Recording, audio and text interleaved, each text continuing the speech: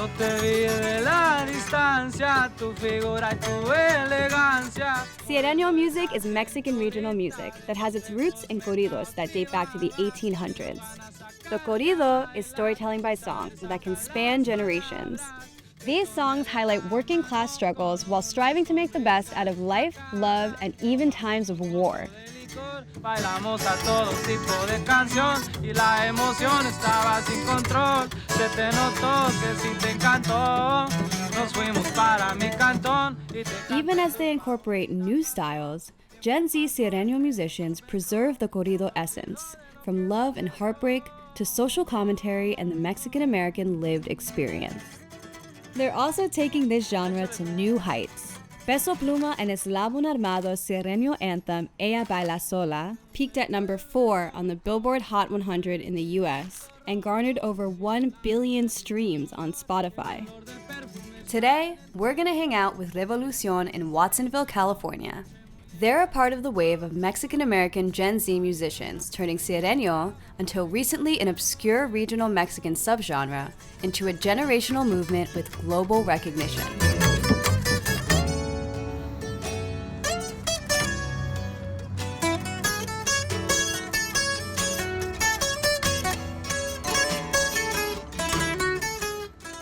We were listening to this like genre of music that was like up and coming at the time, that was really blowing up. I bought a bass during that time and he would like play the guitar. Dicen que soy mamón, también que soy colero. No les tomo atención y muy poco les creo. My first job when I was 15, I worked at the strawberry fields picking strawberries. My dad sent me with my uncle, and what really motivated us was the music regional mexicano. And because it would just make us want to dance, it would make us want to scream. It's just something that kind of like grows in you, and you grow a passion for it, because it is like, it's a part of the culture. Yeah. I started off with the drums. I was about like 14, 15 years old, and my dad just decided to buy me some drums.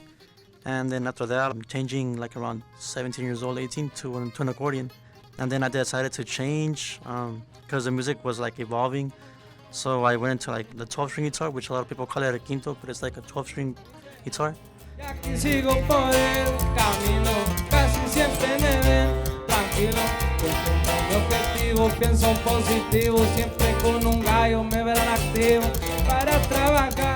It started off as polka music, actually.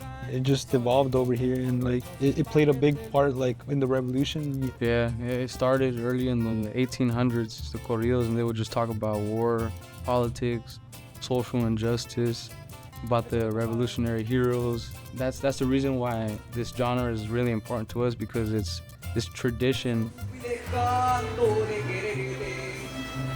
Mexican regional music has long held influence in the United States. Los Tigres del Norte, originally from Sinaloa, Mexico, have been in San Jose, California since the late 1960s, creating corridos that relate to immigrant and working people's struggles. They took Mexican regional music global, and so many others have followed suit. Llamas de cuatro del vuelo, no las podrán consolar. In the late 1980s, Linda Ronstadt paid homage to her father and Mexican regional music by releasing the album Canciones de mi Padre.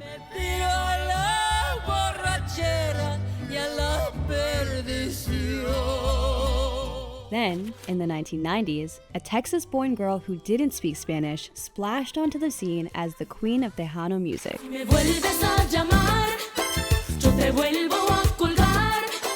From these early trendsetters, Mexican regional music has gone from being a niche genre to securing a global audience, with consumption up 42.1% in the first 6 months of 2023, a growth rate second only to K-pop. Mexican regional music encompasses many subgenres, from corridos, mariachi, norteño, Tex-Mex, banda, and Sierreño, and it has a strong presence on both sides of the US-Mexico border. Sierreño dates back to the early 1990s and hails from the northern Mexican states of Sinaloa, Sonora, and Chihuahua. Earlier, it was known as campirano, a word with roots to being of the land or el campo. Miguel y Miguel are early fathers of Sierreño music. En un camión pasajero, de esos que van pa' Sonora, yo iba cansado y con sueño. Ariel Camacho, who died at the young age of 22, had a strong influence on today's Gen Z musicians. Cansa, nadie de la parca se puede escapar.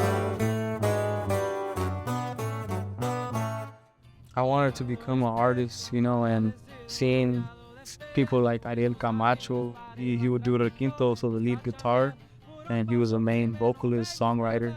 So that's what really inspired me. Revolucion share a bond with Sierreño band Yaritza y Su Esencia, who also grew up in an agricultural community. From the Yakima Valley in Washington State, dotted with small towns and apple orchards, at only 17, Yaritza Martinez fronts the sibling trio leading Sierreño. Her older brothers Armando, 25, and Jairo, 18, inspired her with their love for the genre. You could have gone with a lot of genres, so why Sierreño music? Well, it was mainly Ariel Camacho when we started. That's when he was doing super well. I mean, that's why we started playing the guitar, because of Ariel Camacho, and I'm pretty sure a lot of people also started playing the guitar. A lot of people that are in the music industry right now, they also got inspired by Ariel Camacho, so thanks to him, we love the Sierreño genre. Yaritza y Su Esencia not only hit number 20 on Billboard's Hot 100 chart with their single Soy el Único, but were also nominated for 2 Latin Grammys in 2023. Their success has crossed borders as they've gone on to tour the US and Mexico. Why do you feel that your music has resonated so much with Gen Z and like young Mexican Americans in the US? Because it's the way we think in English and we write in Spanish. So I feel like how we translate our writing is how people feel it. When I was 3 years old, I was brought to the US, and a lot of our families are coming into the US to look for a better opportunity in life. And whoever grows up in the US knows that you gotta learn English to go to school and to get good grades and all. So a lot of people can relate to us, so that's why they feel our music and our writing.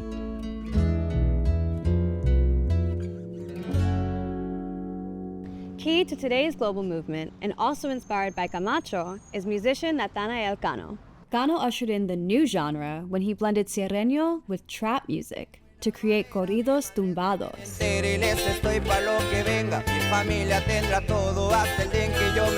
This new generation, like musician Yvonne Galaz, honors the music of their grandparents and parents by putting their own spin on the traditional sound.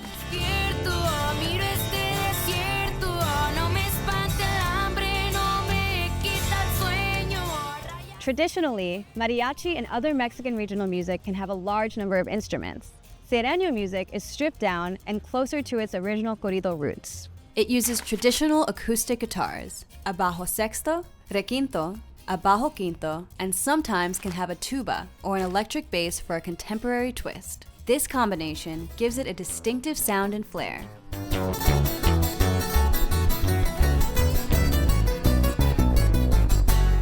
With Mexican Americans working in agriculture all across the US, it's not surprising to see the huge influence that Sierreño has had on immigrants and first-generation Gen Z. It really started to evolve with the internet age and how it was introduced. It was in the hands of kids who could produce music and put it out onto a platform. The electric guitar comes back in.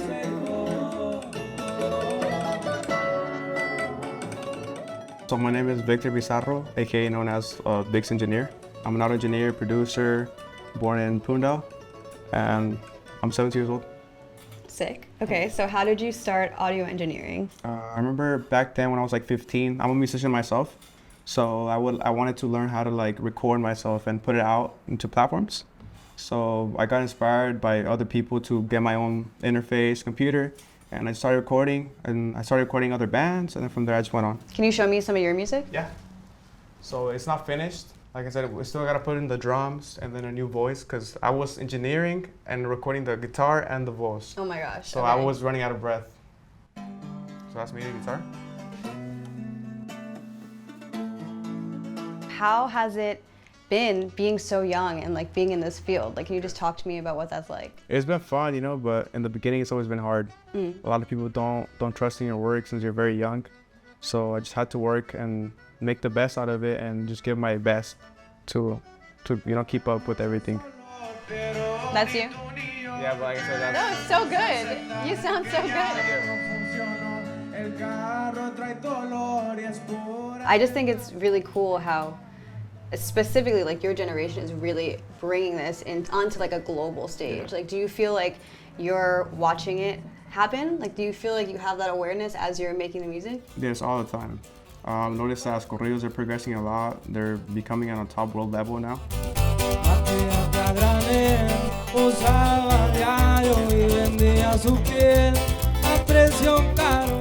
What do you feel like the relationship is, if any, between the older Sierreño music and musicians and like this newer generation? It goes kind of 50-50 because sometimes the older people, they don't like the newer stuff. They're so traditional, but at the same time there is a lot of traditional people that love the new stuff. Same thing with the young people. They don't really like listening to the older stuff. Like us, for example, we like getting inspired from the classics. You know, we love the classics.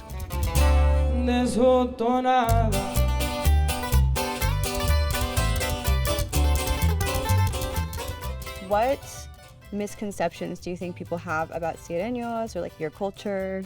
Some people think that it's just kind of talking about either like violence or like drugs, you know, what's going on with drug war specifically and all that stuff. And if they were just to listen to the music and listen to the lyrics and really understand, like there's so much more art to it, more beauty to it, so much more diversity as people expect.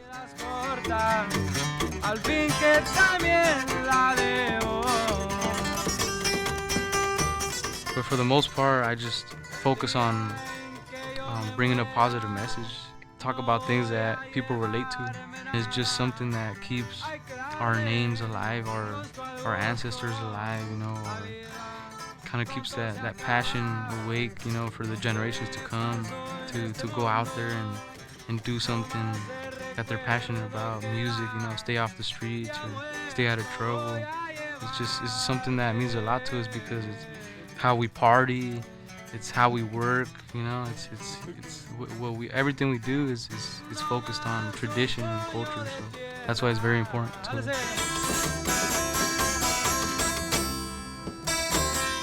Sierreño music is here to stay, to continue being the sound of a kid growing up living the Mexican-American experience.